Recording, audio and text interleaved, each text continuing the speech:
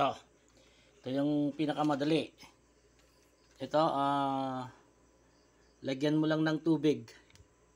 Yan. Tapos, lagyan mo ng bunot. Tapos, ito yung nyog.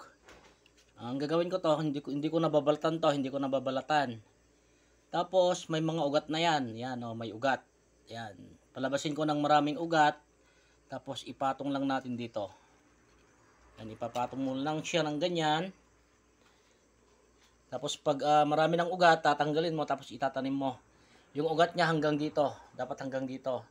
Tapos, para hindi masira, lagyan mo to ng ganito. Yan.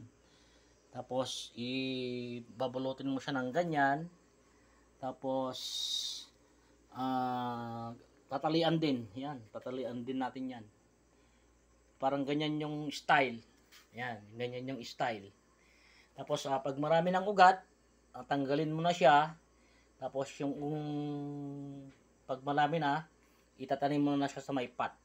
Yan, ganyan lang siya. Ganyan lang siya talaga.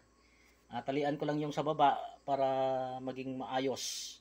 Yan, ganyan lang gumawa ng bonsai na may balat.